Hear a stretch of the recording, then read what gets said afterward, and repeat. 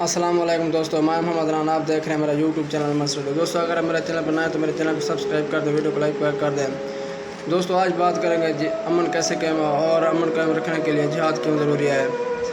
दोस्तों, हमारे जहन में आज के दौर में हमें उलझा दिया गया है कि जो इस्लाम है सिर्फ अमन का दर्स देता है, लेकिन ये नहीं बताया गया इस्लाम अमन कायम करने के लिए क्या दर्स देता है।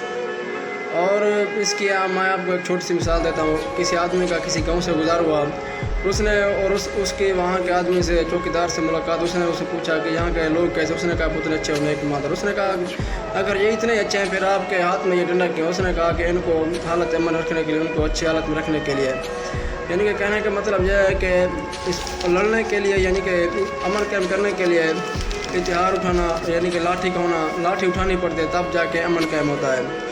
बेलफर्ज किसी को किसी का हक नहीं मेरा, उसके लिए ज़ालिम के आगे लड़ना पड़ता है। जिहाद इसलिए ज़रूरी है कि जिहाद ज़ालिम को रोकता है, जिहाद जुल्म ख़त्म करता है और ज़ालिम को नाजायज़ कब्ज़े से, यानी कि किसी गरीब या किसी यतीम के जायदाद पर किसी ज़ालिम का कब्ज़े से ख़त्म करने के लिए, ख़वातीन को उनके हकूक़ दिलाने के लिए। अगर बेलफर्ज किसी को विरासत में हक नहीं दिया जा रहा और उनको उसको रोकने के लिए इस्लाम ज़ालिम का साथ नहीं देता, मज़लूम का साथ देता है। और ज़ुल्म के साथ मज़लूम के साथ खड़ा होने के लिए ज़ालिम के आगे सीना तान खड़ा होना पड़ता है। जिहाद और क़िताल का रास्ता अपनाना पड़ता है, लेकिन हमें उलझा दिया गया भाई हया तो आँखों के पर्दे की क्या ज़रूरत होती है, और आँखों में हया होना ज़रूरी है, आँखों का पर्दा होना ज़रूरी है। और हमें ये बताया गया कि इस्लाम अमन का दीन है। अब अमन कायम करने के लिए इस बात की नहीं, ये बात नहीं बताई गई कि हज़ूर सल्लल्लाहु अलैहि वसल्लम ने कैसे अमन दीन कायम किया और अपना अमन कायम किया। और कहते हैं कि ये भी तो पता है हज़ूर सल्लल्लाहु अलैहि वसल्लम ने कितने दिन भूखे रहे और कितने शिद उनके कपड़े कैसे थे, उनका रहन सहन कैसा था। लेकिन ये नहीं पता हज़ूर सल्लल्लाहु अलैहि वसल्लम के पास जंगी घोड़े कितने थे।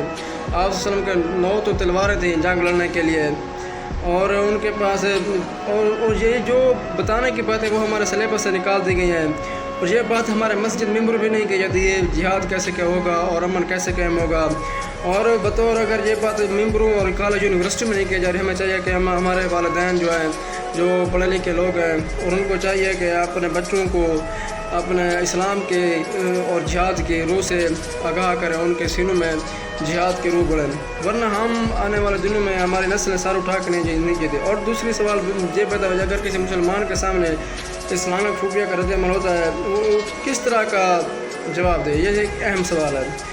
और उसको सूरत हाल के मुताबिक जवाब देना चाहिए। और उसको इखलाकियात, पहले तो ये बात उनको इखलाकियात का मुज़ाहरा करना चाहिए, इखलाकियात के मुताबिक जवाब देना चाहिए। अगर किसी के साथ ज़्यादती भी हो जाती है, हद से ज़्यादा ज़्यादती भी हो जाती है, उसको नज़रअंदाज कर देना चाहिए, उससे ज़्यादा बढ़कर भलाई करनी चाहिए, ताकि वो इस भलाई से सीख सके। हो सकता है कि अगर किसी ज़ालिम, किसी ने ज़्यादती किया, किसी ने जुल्म किया, अगर आप उसके साथ भलाई करते हैं, हो सकता है उसके दिल में कोई जाग उठे, किसी को उसके दिल में ख्याल आए कि वो जुल्म ख़त्म करते, वो एक नेक और अच्छा ईमानदार आदमी बन सके। आपको पता है कि ज़कात और खिरात के मामलात के जो सारिफ़ हैं, कहा जाता है कि लोगों की भलाई के लिए पैसा खर्च करने के लिए बाज़ औक़ात इसको आप अपनी तरफ से ही बदल सकते हैं।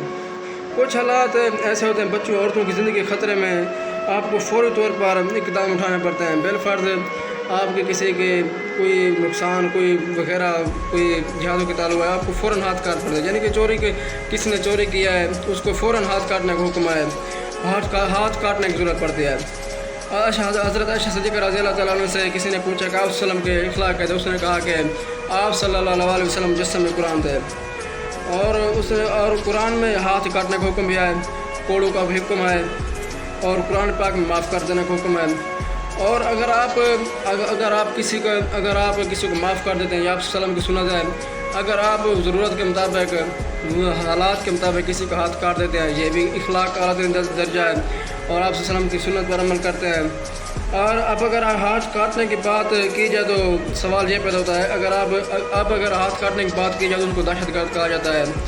और अगर पढ़े लिखे लोग जो लिबरल तबका है, अपने टॉक शो में बैठ कर कहते हैं हमें भी तालिबान का इस्लाम नहीं चाहिए, इस्लाम तालिबान का मुझे भी नहीं चाहिए, आपको भी नहीं चाहिए, ہمیں تو صرف محمد عربی صلی اللہ علیہ وسلم کا اسلام چاہیے۔ آپ یہ دیکھیں محمد عربی صلی اللہ علیہ وسلم میں کہ ان کے یعنی کہ جو ہم تک دین پہنچے ان میں سر کاٹنے کا بھی حکم ہے، جس نے چوری کی ہے اس کے ہاتھ کاٹنے کا حکم بھی ہے، اور جس نے زنا کیا اس کے مطابق اس کی بھی سزا ہے۔